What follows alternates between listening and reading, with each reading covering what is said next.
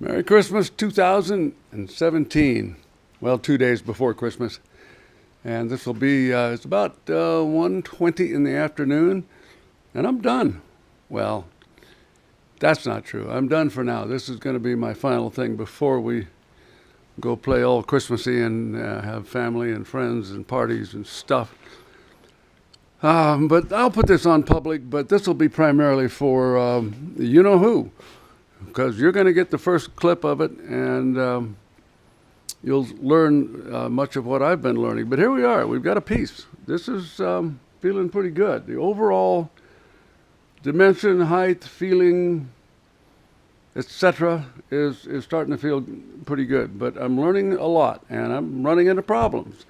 They're all solvable. We're solving them one at a time. One of the last ones will be that I have made this dummy base plate. This would be equivalent to the copper cover plate that'll cover the mounting, this gizmo here that will be underneath on both ends. And we don't want to see that. But we don't have any room. We don't. Now that we shortened it, we've run out of room for mounting and fastening and adjustability, etc., etc., etc. I think my solution is going to be that this is going to wind up being a two-piece element that's going to come together around the vertical piece once it's mounted into the base plates. Now, can there be another possible outcome? Yes, but I'm not sure yet. The reason I backed away from having all of this come on, become applied as kind of separate issues is that I need all of their strength. They don't have a tremendous amount of strength, but I need it all. I need for this ring to be tight and taut. And the only way I'm going to get that is with these 3 mounting points here, 4, 5 actually in total. And that'll give me a comfort zone of some strength. These 2 smaller pieces, by the way, this is what I think we will do for splaying and getting that third dimension we talked about. Over here, instead of a single piece, I've dropped down 2, again, for that third dimension, but I don't want to splay it. I want to keep the contact here. That, this, as you know, is going to be just about head height, and it'd be a real easy thing to some tall person to thump their melon on, or to reach up and grab, or somebody to say, oh, there's a good place to hang something. I want to protect it with as much strength as I can give it. So, because we're much smaller, these elements are 1/2 inch OD against 7/8, against 2 and 5/8, almost 2 3/4. So I like the step down effect. I feel really good about that as compared to, it's going to be hard to see here in terrible background, I'm sorry.